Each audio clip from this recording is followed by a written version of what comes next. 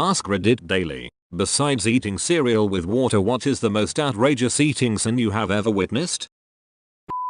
A former friend of mine once poured a can of Coors Light into a bowl of Cheerios. He called it beerious. Well, that's the newest form of alcoholism I've seen. No, not new, a true classic. Can confirm that, or mixing spiced rum into the milk, or real eggnog instead of milk. I miss drinking. He said besides cereal and water. My sister used to put ketchup on strawberries. This is why she had to be disappeared, isn't it? No, she only did that as a toddler. She's still here. OP, you have to let go. It's not your fault. She ate strawberries with ketchup. My toddler cousin used to kill insects and eat them. He thought that it was some serious gourmet shit. And I've asked you repeatedly to stop airing my business online. A watermelon and ketchup sandwich. I call it a sandwich because it makes me sad. Is the watermelon the bun, or does this monstrosity desecrate bread, too? Clearly the ketchup is the bun. Stay right where you are, the police are on their way. About to live the rest of his life as a convicted melon. Once the cops catch up to him. Once he's in prison, he'll regret his actions. Hindsight is always 20/20. Saw a dude eat spaghetti and milk one time. One very dark time. Like with spaghetti sauce, because plain noodles and milk sounds like something my grandpa used to eat, except he used egg noodles, and it was a dish essentially brought on by the Great Depression. He would eat it when he missed his dad but didn't want to talk about it. My grandma would eat milk toast, just what it sounds like. Milk poured over toasted bread, when she didn't feel good. A throwback to the Great Depression and when she got typhoid fever. My mom does that regularly for breakfast. Sometimes she puts cinnamon in if she's feeling fancy. She didn't live through the depression, but her parents did and passed their habits on. Sorry your mom died during the depression. Listen here, you little shit. Kid I used to know in school used to rip open his milk carton and dip his burrito into the chocolate milk. Sometimes he'd even go so far as to rip open the burrito and pour his milk onto the beef and eggs too. I'm quoting him here. Creamify the meat. I don't know, man, but the word creamify is just ugh. Creamify is a gross word by itself. Using it to describe meat is something else entirely. How do you think they make milk steak? Milk steak and jelly beans. Now that is fine dining.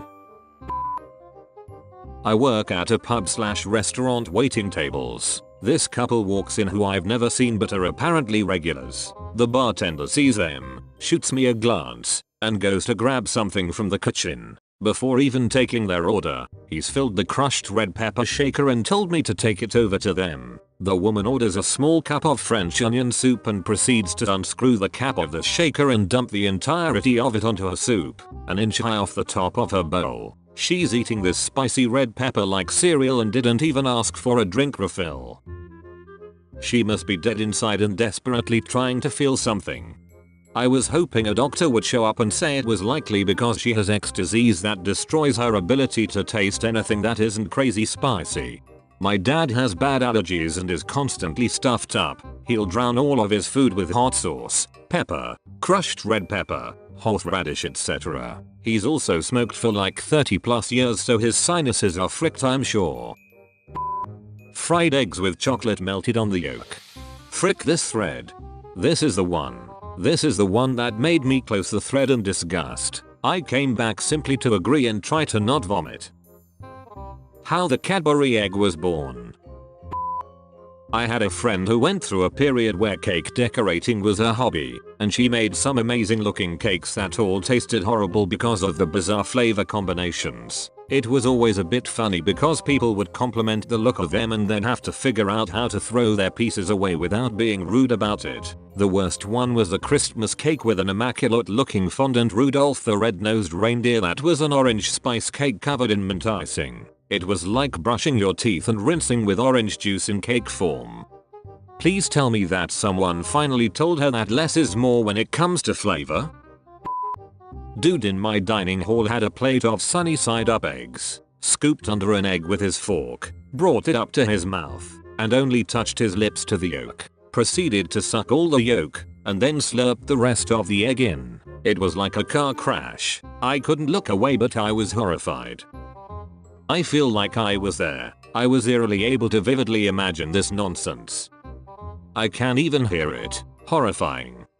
This reminds me of an experience my friend had. She was studying Chinese and went to live in a smallish town in China for a bit. She is tall, white, blonde, blue eyes, etc. Because she stood out so much and is a very friendly, sociable person, she became somewhat of a town celebrity. As such, some restaurant owners decided to open the first Westerner-style food place ever in the town and named it after her. On the opening night, she was sat around a big table with lots of local people excited to try the food. I can't remember exactly what was on the plate, but I know she said there was plain pasta, no sauce or anything, and a fried egg, but everyone had chopsticks. So as the restaurant owner said a little speech, and then asked them all to start, she said every single person around the table poked a hole in the yolk of the egg with their chopsticks, then lowered their faces to the egg and just sucked up the yolk. The thought of that has always made me laugh.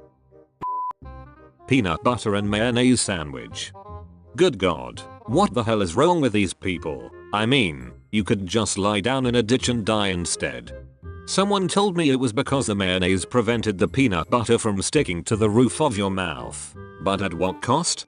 A guy who eats peanut butter and mayo sandwiches explained it to me once. According to Bo Guy, the thing is, you shouldn't use too much mayo, just a small amount. And you shouldn't use very savory or strong tasting mayo, and you pair it with creamy rather than crunchy peanut butter. The idea is that the mayo makes the peanut butter more creamy, or even smoother. Bar Guy was very convincing, so I agreed to try it sometime. He was right, sorta, but realistically it's possible to achieve the same effect with something like, say, marshmallow creme. It doesn't need to be mayo specifically.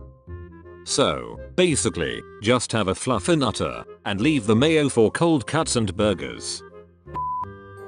My mom puts peanut butter on cold pizza. It is the closest flavor to vomit that is not vomit. You've gotta add orange juice for that authentic vomit flavor. This thought actually made me nauseous. A+. Could only be worse with mint. +1 for the orange juice addition. Or really anything acidic. Maybe some warm Sprite. I knew a guy who would bite into hot pockets in the middle, holding each end. WTF man. You ever realize when you microwave something the edges are super hot and the middle should be just right? He's letting the atomic parts cool off while he eats the best bits right away. Cut it in half, why don't ya? Bringing utensils into hot pocket consumption is a bigger food sin than the one you're trying to correct. Might as well pour some Milwaukee's Best into a champagne flute while you're at it. Ketchup on sushi, shivers. I've been at a sushi place and heard the people in the booth behind me ask for ketchup. I can only hope it was for something else and not the sushi itself. Recoils in disgust. When I visited my aunt's family as a kid, she served a purple cow milk mixed with grape juice for breakfast. If you haven't tasted that, take my word for it, it's not a great concoction. In elementary school, we used to mix the milk and juice the school gave us for breakfast to puke and get sent home early. Apple juice and milk usually work the best. I think grape juice and milk was a close second. Kids are so freaking genius in the absolute most moronic ways. That's so goddamn funny.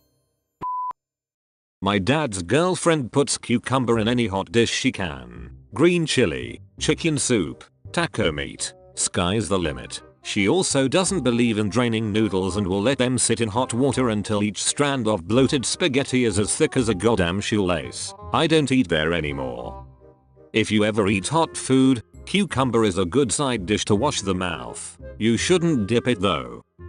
Side dish, yes. Great in ice water. Grated and boiled in a steaming pot of pork pozole rojo. Not so much. My wife dips PBJs into spaghettius. You'll be a father soon. Oh, spaghettius. My sister would make Ritz cracker sandwiches, except the thing that went between the two Ritz cracker buns was another Ritz cracker, except chewed up and spit out. It was disgusting. I wasn't going to tell this story, but here I am. As a kid I would eat a whole bag of Doritos without swallowing, and then I'd spit out the pulverized chip dust and saliva mixture and roll it into a ball with my hands and then let it harden a bit in my desk at school between first and second break and then eat it again during lunch when the outside was a bit crunchy again but the inside was still moist and the consistency of a chocolate truffle. Did you have friends dipping Oreos in orange juice? That just made me cringe. Poor Oreos. Porious. You have been visited by the toothbrushing papa. Like this video and subscribe to keep your gums clean.